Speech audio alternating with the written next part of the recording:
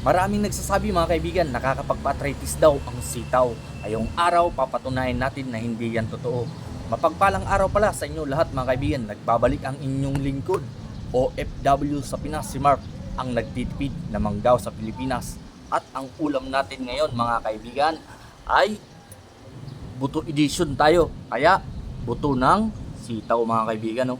Ginisa ko lang yan mga kaibigan para patunayan sa inyo na hindi totoo yung sinasabi nila na ang sitaw daw ay nakakapagpa-arthritis. Kita nyo naman mga kaibigan, oh. Yan, oh. Kunting-kunti lang to mga kaibigan kasi bumili kami ng sitaw. Yun lang ang medyo mura ngayon na gulay mga kaibigan. Kaya yun ang binili ko kaninang umaga at yun ang ginawa naming almusal ko. Kunti lang mga kaibigan. 30 pesos lang ang binili na namin. Tapos tinanggal namin yung buto kasi si Mrs. ayaw nga mag-arthritis. Itatapon sana niya yung buto. Sabi ko, wag mong itapon Mrs. Sayang yan. Ibabaon ko na lang yan at igigisa ko. Kaya ito na ang kinalabasan.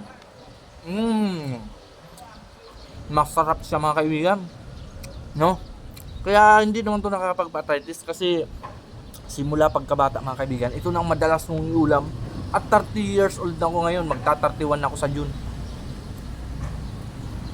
Pero kung totoo nga nakakapag-arthritis to, dapat may arthritis na ako. Hindi naman nangyayari mga kaibigan.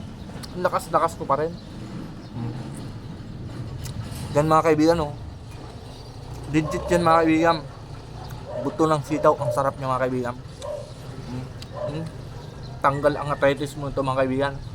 Kung lagi kayong itong kakain. Tipid pa. Bumili kami mga kaibigan, kaya ito kaliit na ano. Marami-rami na din yung sitaw, 30 pesos lang, tipid na. Almusal lang namin kaninang umaga, tanghalian pa ni Mrs. Tapos nabaon ko pa yung tinanggal na buto ng sitaw. Ayaw daw ni Mrs. na may buto yung sitaw eh. Kaya pinagtatanggal niya. Tapos makita ko itatapon na. Ay sabi ko, wag, sayang yan, sayang. Masarap siya mga kaibigan. Ginisa ko eh. Lalong lalakas ang buto-buto natin ito.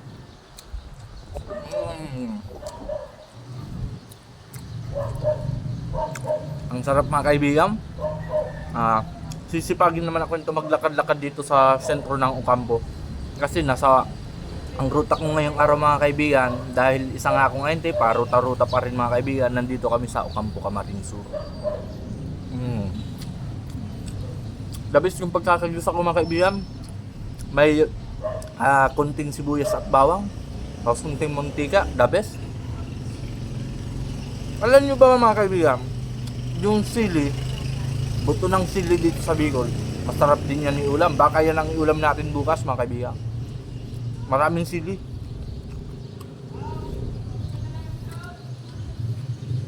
Baka bukas yan ang ikasa natin. Abangan nyo mga kaibigan.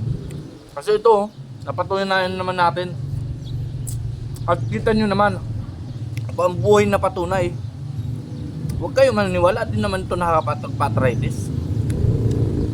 Kami nga, lahi pa namin yung may mga arthritis ha. Pero ako, mukhang hindi ako sasapitin ng arthritis niya. Hindi kasi ako mga kaibigan, lagi kasi kung organic barley. No?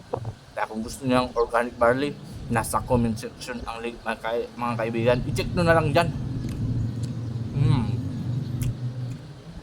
Ang bilis pala ng araw mga kaibigan.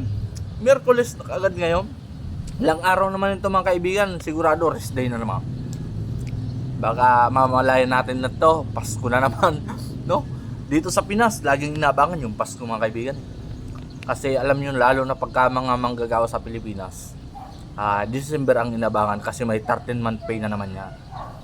Yung ibabak dito, 13-month pay, may bonus pa. Pero sa kampanya namin mga kaibigan, 13-month pay lang, pero okay na din. Dito kasi sa Pinas, sanay na kami na walang masyadong pera eh. Kaya ko. At marami kami mga sanay na dito sa Pilipinas.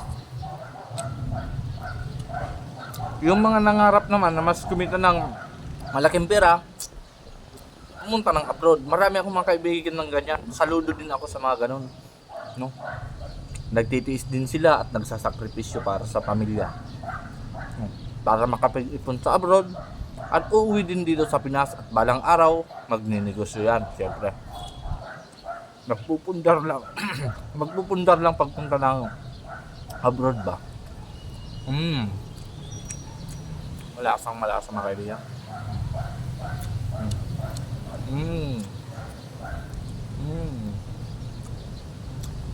Pag nagigisa pala ko mga kaibigan, di ko tinatanggal yung balat ng bawang. Parang yung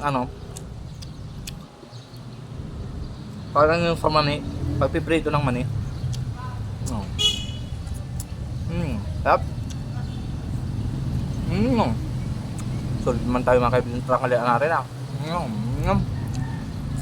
Dami to damak. Sana may natutunan kayo sa akin ngayong araw at huwag na kayong matakot na kumain ng sitaw, lalo na yung mga tumatanda dyan.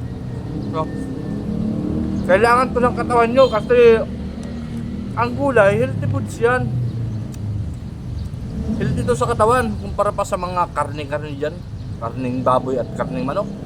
Mas okay itong sitaw. Well, siya mga kaibigan, hanggang sa muli. Maraming salamat sa mga solid supporters natin dyan. Sana hindi kayo magsawa sa aking video. Bye bye.